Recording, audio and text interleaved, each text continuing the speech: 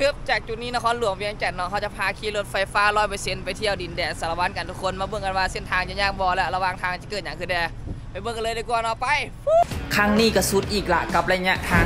1,500 กิโลจากนครหลวงเวียงจันทร์มุ่งหน้าสู่สารวัตรเดินทางด้วยพลังงานไฟฟ้า 100% บอกเลยว่าท่าทายและน่าตื่นเต้นสุดกับเส้นทางลักซาวนาก่ายทาแขกผ่านทั้งหมด5แข่งและรถไฟฟ้าจะรอดบอกส่วนติดตามเลยเด้อทุกคน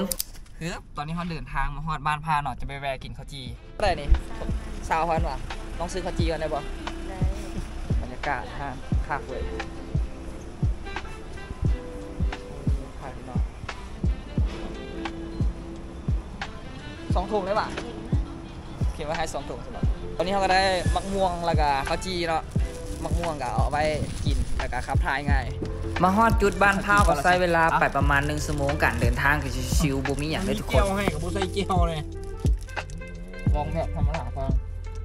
เติมพลังให้ท้องว่างแล้วก็ไปกันต่อกับวัดพระบาทพูนสันมาฮอดวัดพระบาทพูนสันเนาะเดี๋ยวเขาจะถ่ายเบิ่งอ้อมๆมาเป็นยังไงเนาะโดยรถไฟฟ้าเนาะตอนนี้เขายังไม่ได้สร้างรถไฟฟ้าเทศบาลเนาะไปเบิ่งมุมสูงกันดีกว่าว่าวัดพระบาทพูนสันจะงามบ่ทุกคน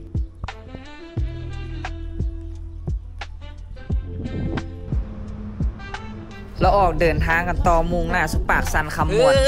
ตอนนี้เขาก็มาฮอดจุดสร้างรถจุดแรกกันเนาะเป็นจุดของบูดอทเด้อทุกคนแล้วเขาจะมาแนะนำวิธีการใส่แอปของบูดอทแล้วก็หัวซ่าของมันเนาะเพียงแต่เรามีแอปของบูดอทสามารถโหลดได้ทั้ง iOS และ Android ลงทะเบียนก็ง่ายๆมีทั้ง4 ภาษาให้เลือกใส่ชื่อเบอร์โทรข้อมูลต่างๆให้ถูกต้องก็พร้อมยืนยันและไปกันต่อลงทะเบียนสำเร็จก็เข้ามาหน้านี้กดเติมเงินและประวัติก็สามารถเติมเงินเข้าระบบได้เด้อทุกคนการเติมเงินแม่นเติมผ่าน BC1 ได้เลยเด้อหลังจากลงทะเบียนมีเงินในแอปแล้วเราก็มาสแกน QR ที่ตู้ซากและดึงหัวซากไปใช้งานได้เลยนอกจากนี้ในแอปยังบอกเปอร์เซ็นต์แบตว่าซากได้จากเปอร์เซ็นต์แล้ววันนี้เขาจะมาเบิกอยู่ในโทรศัพท์ด้วยทุกคนว่ามันเข้าหรือยังบ่เข้าเนาะสัญลักษณ์สีเขียวใช่เนาะเริ่มต้นการซากตุ้มยืนยันตกลงโอเคได้มาละเสียงมาละสำหรับ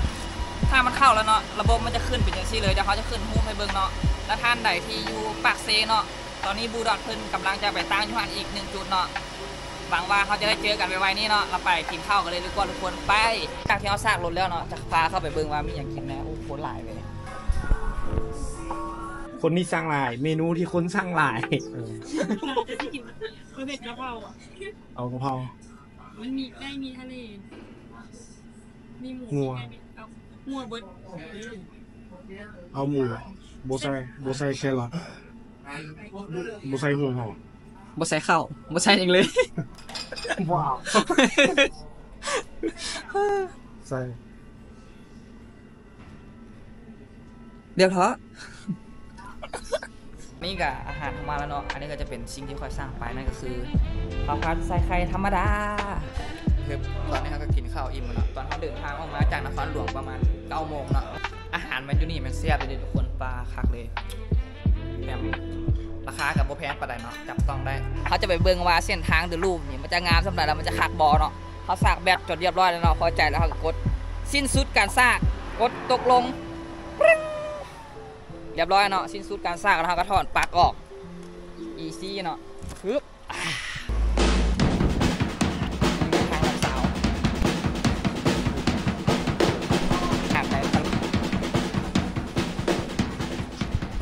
เมื่อกี้นี้กับพาไปเบิ่งบรรยากาศของตลาดลักซาวมาเนาะเราจะให้ทุกคนเดาว่าขนมที่ค่อยซื้อมาเนาะตัวนี้เนาะราคาเท่าไหร่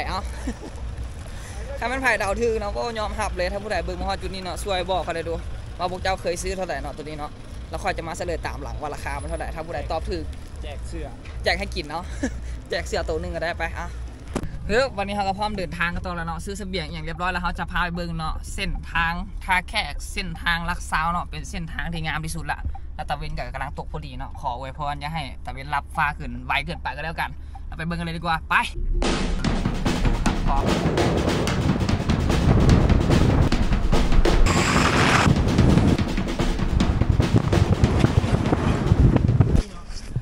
ก็จะมาฮอดเนาะแ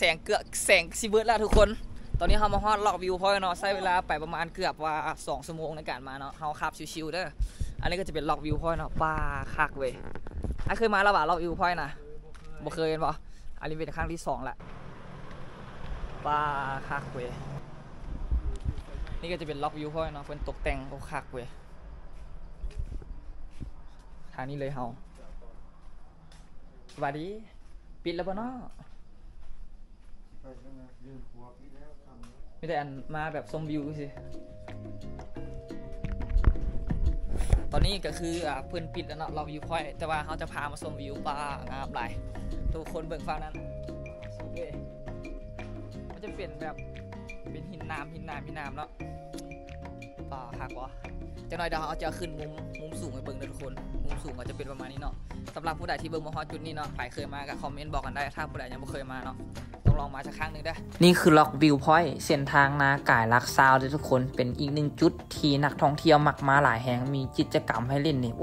นับบ่ไหวเลยถ้าผู้ใดมาเนาะสามารถมาแวะได้คือกันแต่ว่าพวกเขามามันค่ำละเพิ่นปิดละก็เลยได้ถ่ายบรรยากาศประมาณนี้มาให้ทุกคนเบิ่งเนาะมีภูเขาหินปูนที่ซ่อนกันหลายขนาดนี้ป้ามันคือว่างามขนาดพร้อมกับแสงไว้จังซี่เนาะเป็นสีบัวป้าคักแหงตอนตะเวนตกมาฮอดตอน4 โมงป่ายบอกเลยว่าแหงสุดแหงงามกว่านี้เนาะผู้ใดอยากมาแมนฟิกเวลาไว้เด้อเพราะว่าพวกเขามาหันมันเกินโมง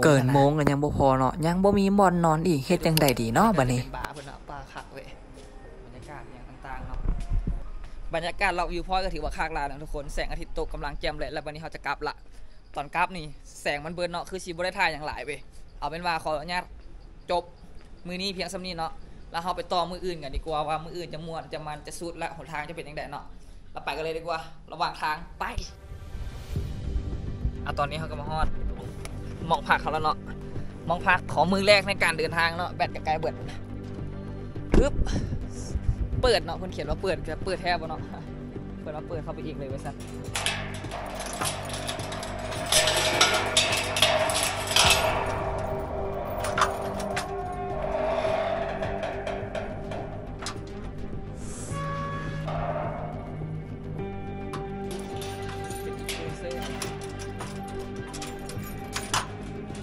โอเคตอนนี้เขากับมาฮอดค่ำเนาะละเขาขอแต่เตียงเดียวขอห้องเดียวได้ป่ะนอน3 คนขอห้องเดียวน้อง3 คนเนาะสุดยอดเลยเขานี่โอ้เดี๋ยวเขาขายให้กันได้ไหมได้แล้วป่ะป้าคิดว่าเป็นพลาสติกฟุกน้อยๆสนอกบ่เมียนเนาะธรรมดาไม่เตียงเลยได้คอนเทนต์ตลอดไปลูกนี้ป้าเด็กป้าขอบใจเด้อปกตินี่แต่นั่นเนาะใจดีเว้ยเดี๋ยวแม่เอาเพื่อปลูกป่าได้เตียงหนึ่งแล้วเพิ่มมาอีกเตียงหนึ่งเนาะเป็น3 เตียงป่าผู้ใดมักใจแม่เพื่อนกดไลค์ให้ได้เที่ยวแบบงบประหยัดทวิตจวนนี่กับพวกแขกว่าห่วยแขกอาทิตย์นี้ห่วยมือหันจะเต็มที่แล้วเต็มความคิดแรกหันว่าสิไปนอนวัดเลยได้พัดมันค่ำแล้วนะบ่อยากรบกวนตอนดึกเอาไปนอนวัดฮะเอากับแบบเขาถ่ายคอนเทนต์ได้ไปนอนวัดคนมักเบิ้ลนะมันแบบตื่นเต้นนะแบบนี้คนก็มักเบิ้งนี่มันแบบมันแปลกนะอันนี้แมนอันนี้แมนรีสอร์ทมันบอกแม่โดยรีสอร์ทสายน้ำให้รีสอร์ทสายน้ำให้เลยทุกคนปิ้งนี่โลโก้ผู้ใดอยากมาเบิ่งเนาะแล้วมื้ออื่นตอนเช้าเนาะเขาจะถ่ายบรรยากาศแล้วเบิ่งว่ามันจะเป็นยังไงเนาะกาถือว่าเบิ่งจากแบบแรกเนาะมันงามแฮง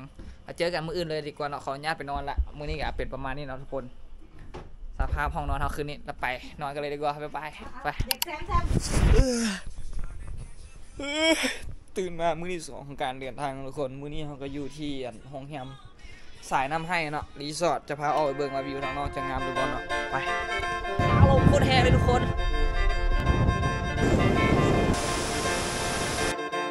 ว่าโดยเขาสร้างเวลามันขึ้นมาหัวสร้างเขามันซุกบ่จำว่าซั่น